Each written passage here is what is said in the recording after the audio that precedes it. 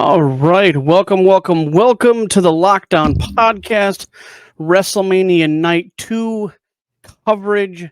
It is in the books. WrestleMania weekend is over. On to bigger and better things. So we are going to recap Night 2. Starting off with the Seth Rollins and Drew match. Um, Definitely got a little. They gave him a little bit of leeway on the match. Um, so we have um, Drew winning, and I figured that when they had kind of the long victory kind of time frame, they kind of let it go a little bit. And then you had CM Punk attack Drew with what it looks like is his arm is fine.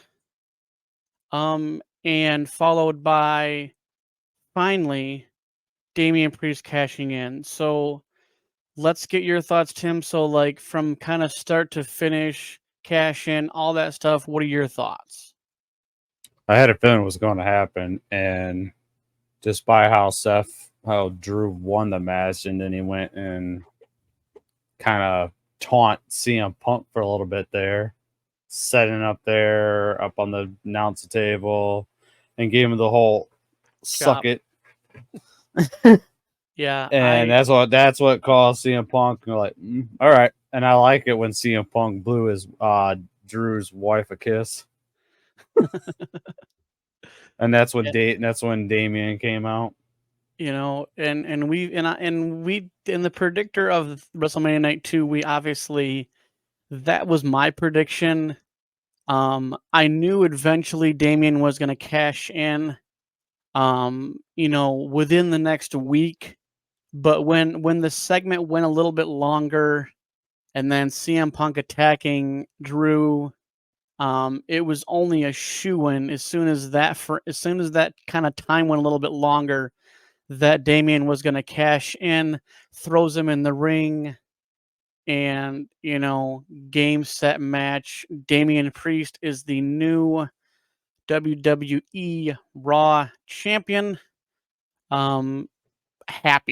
I'm fine. Like now that we can get this Money in the Bank crap out the way. I freaking jumped for joy. I'm like, yeah. Yeah, I mean I knew Seth wasn't walking out.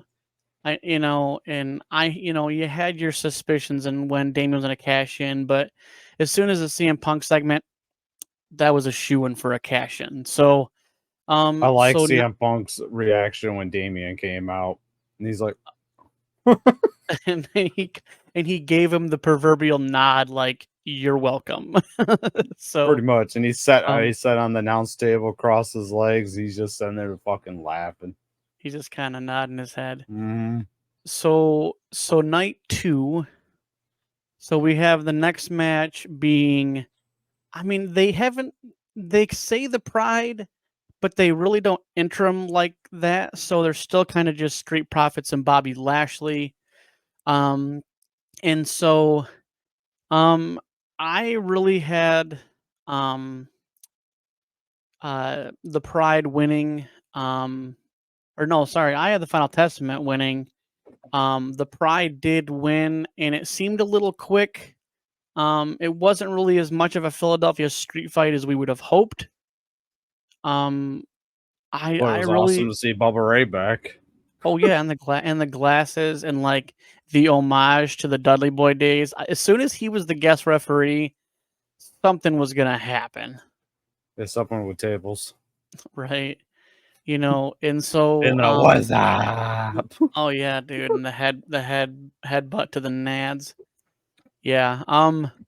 So now you have LA Knight versus AJ Styles, which my prediction was honestly LA Knight winning because I feel like AJ Styles is an older wrestler and LA Knight is kind of on the come up, and I feel like getting the proverbial nod with a win over Styles kind of pushes him to kind of the next chapter of LA Knight. I was going for AJ. but I did like his entrance. Yeah, yeah, His they music. probably have a new entrance music for AJ Styles. Um, I mean, it was definitely more fitting of his current kind of gimmick and persona versus the old DMX version. The Um, the way his music is and the way the entrance video is black and white, and then he's kind of bringing somewhat the old AJ Styles when he was in TNA, when he went from being the phenomenal to the heel AJ, coming out with the black leather jacket, the hood with black and white theme, kind of mhm. like a western. Like it was his theme song was oh, okay, it was by some country singer, old school country singer. I can't remember the name of him. Something Georgia related, I'm sure. Yeah, Um, yeah. So now you move into the Logan Paul, Randy Orton, Kevin Owens match. Kicks off basically, Randy Orton and Kevin Owens beating the crap out of Logan Paul. And eventually, obviously, we knew they're like, okay, all right, it's our turn to fight now. And it was a great match. I wish Logan Paul would have not walked away and retained, but he does. And I think with kind of recent goings on, you finally had the tag titles split up. So now you have a SmackDown and a Raw champion. I was really hoping that we wouldn't have to suffer through another um, SmackDown title that doesn't get defended um, on the weekly, or at least a couple times a week or a couple times a month at least. But we are stuck with Logan Paul, and I don't see Logan continuing a decent schedule just because WrestleMania is over. We won't see him for probably, let's say, 2 weeks. Maybe a couple weeks before Backlash. he might Um, make appearance this Friday on SmackDown just to Glow. taunt, yeah, taunt those two and blah blah this and f that and leave and never come back for a while. Yeah, we don't need another part timer. It's bad enough. Roman's a part timer. Now we had Logan's a part timer. We had titles on two people. The two titles on one group of people, which is stupid. I'm glad they finally divided them. We've been discussing this for freaking months. I think everybody's been discussing this for months, probably years since they've even combined them. Um, so we get to the second to last match of the night, kind of co-headline, just deserved. Io Sky versus Bailey. I am ecstatic that I feel like Bailey's kind of went back to being a face. Um, Even going as far as to using, I mean, she still used the rose plant, but she's using the Bailey to belly. Um, that type of finisher, secondary finisher. I don't, I I think actually the I actually thought she was going to come out with her old school theme, her original theme, where she yeah, was doing with the Bailey buddies. the little I don't characters that did this. I don't think she'll go back to that gimmick. I think, but I definitely will. We will definitely see in the foreseeable future. Definitely more of a face type of music. I mean, the funny part about her music is that it's the same intro as Damage Control, just without them saying Damage Control. And Pretty I feel much, like and plus she did change it a little bit. yeah, I mean, it's a slight change, but really, I feel like she just needs an overhaul on her music, maybe something a little more jolly or fun loving, something a little more poppy, I guess you could say. Um, but so Bailey comes away with the win. Um, Good match, definitely a good match. Lots of nonstop action. Definitely, Io kind of getting out of a couple different moves, doing it. I think it was at least 2 over the moonsaults, and Bailey kicks out, and so I would definitely say this was probably it wasn't the longest match. I feel like they really need to give women's matches a little bit more longevity. I mean, because last night was terrible. Last night with like the Jade Cargill thing and Bianca and Naomi versus Damage Control, like that match was so like not even 10 minutes. If you guys fucking want equality, give me some longer fucking matches. Like dead ass. I try to listen to their press conference, and Their breast conference. yeah, Sorry, I couldn't. I know. I could not go into that misspeak. It was great. I love me a good breast conference. But yeah, you're muted. Well, all right. You might I didn't know. wanna- I suspected. No, I was sitting there listening to smacking your mic. You're smacking your mic into muting. no, I was sitting there listening to him. It's like they're just fucking laughing and giggling so fucking loud. I'm like, nope. I had to skip through it. I like those three, but no, I had to skip through it. It was getting annoying. I think that we are setting up for a potential of Naomi and Bianca going after the tag titles. I thought it was insulting to not have them defended at WrestleMania. It was. It takes away from, it's like every kind of like when they used to do Night of Champions, right, where every championship was on the line. Why is it a sub pay-per-view has all the titles defended, but a lot of PLEs don't have every title defended? Hell, this WrestleMania technically didn't have every title.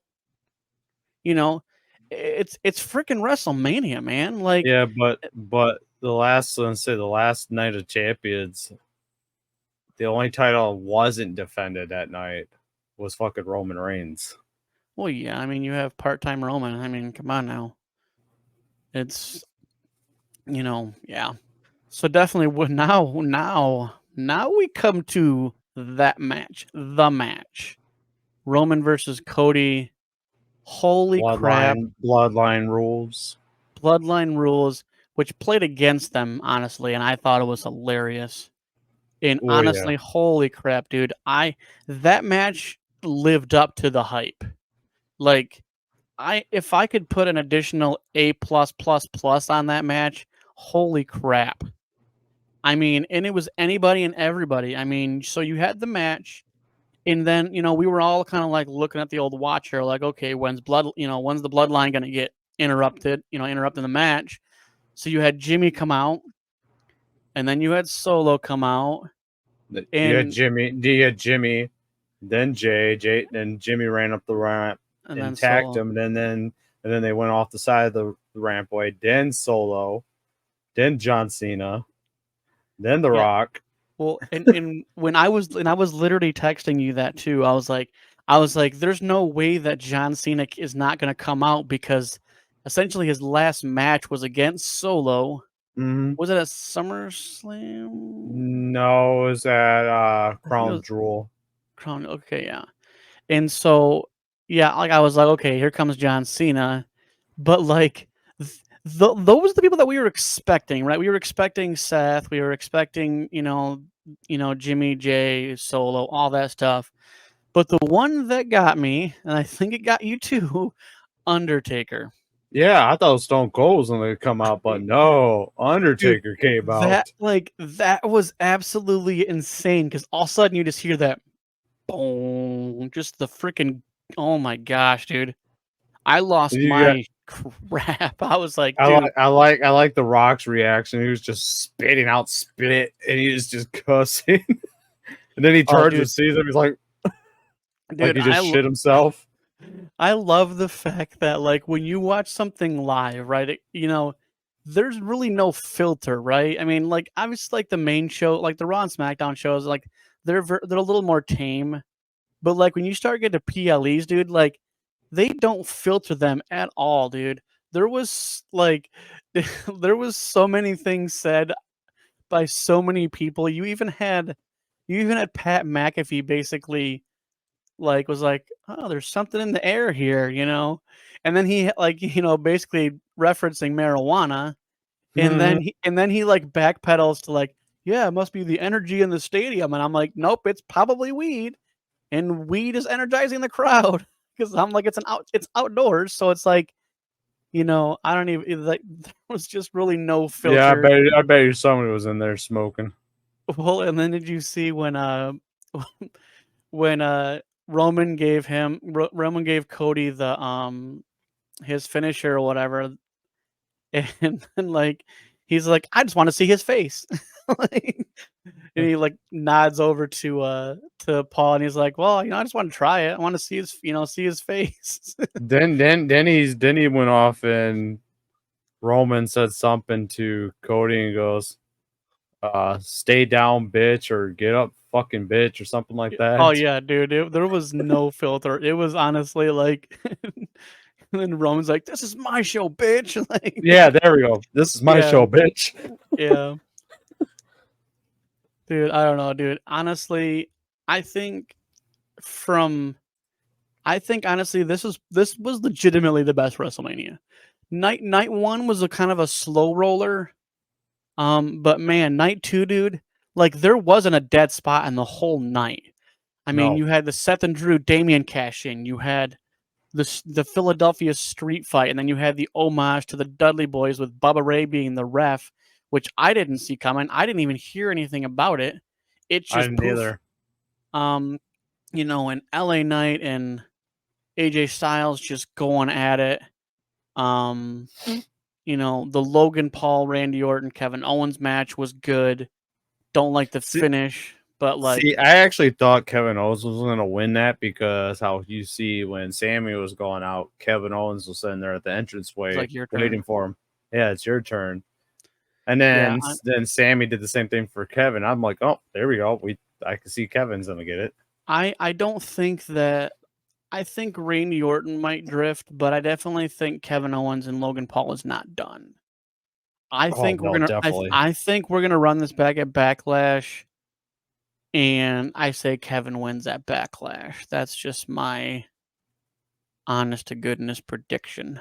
Yeah, But Backflash is in France. yeah, it's in Paris, France. Yeah, Yeah. it's in I think it's like May 4th, so we're literally like basically a month away from that. Mm-hmm. But yeah, no, dude. I mean, the Roman Cody match was insane. So many spears. Like it was, So many spears, so many Cody cutters. yeah, dude. I mean, it just was so insane. And then, what we all wanted to happen, I literally jumped out of my seat like I was a kid who just won his first baseball game. And I'm just like, dude, I was so I went like excited. this, went yeah. Oh yeah, dude. Honestly, and that crowd was ecstatic. I like that they left things on TV for us to watch and like live in the moment with Cody in that whole situation, Mm-hmm. versus a lot of times when they kind of cut time. Um, but I'm glad they got ample time to, even for to let him speak and kind of talk about, I wouldn't be here without Bruce Pitchard, and we are now living in the Paul Levesque era. And I Yep. like how they're kind of dropping his name now too. Like they mean it's they call him Paul Triple H Levesque or whatever, but they kind of have kind of broken that, they're kind of breaking away from the Triple H thing and just Mm-hmm. kind of be like, hey, Paul Levesque.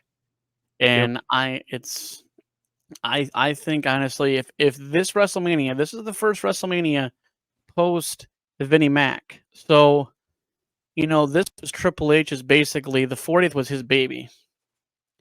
And Oh he yeah, hit that definitely. and he hit that shit out of the park, maybe. Out of the park. Literally, WrestleMania was everything that we hoped it was and more. And so, yeah, I'm ecstatic. It was everything. And I and we still have like loose ends too. Like I love that part about it. So like, like the matches that they didn't win, like Becky didn't beat Rhea, and and Logan retained and stuff like that. You know, and so I just think there's so much already brewing for Backlash. So, but yeah, I mean, I I enjoyed WrestleMania for once. Same here. I Probably think one of the that best ones. well, and I think that again with the Paul Levesque era, they're making it more cinematic, right? Like so they're showing like in the back, the back more. They're showing more segments, kind of them like leaving the ring or how they're entering the ring and stuff like that, and kind of giving us a little bit of kind of the view of gorilla position from the back. And so yeah, I mean I definitely think we're moving in the right direction um with the Triple H Paul Levesque era. So I totally agree. I'm glad. I'm glad it's not. You can definitely tell it's his and not fucking Vince McMahon. it's and I think we've been waiting for this too. Like this has been brewing since WrestleMania like 35, you know. And so we've kind of had this slow build, and now we see what Triple H can do. And damn it, he can do, and all the production team and all everybody from the bottom to the top, man. I mean, wrestlers even like, he said he's like we're giving the wrestlers more freedom, more creativity, kind of letting them kind of Be be more. them. Be themselves. Yeah, I mean, so you're seeing a little more of them through the screen versus us just kind of, I don't know how to really put it, but like basically having a character and that's it. They don't really have any wiggle room. So, but yeah, so that is night 2. Night 2 is in the books, so we'll see you guys next Sunday to kind of see where Raw and SmackDown have fallen, if we have any returns. There's a lot of people, that could return. Obviously, given the fact that like AEW kind of has a plethora of people that are not on contract anymore. So I look forward to Raw and SmackDown, especially this week. So we will leave it at that. WrestleMania was insane. So this is the Lockdown Podcast. Deuce.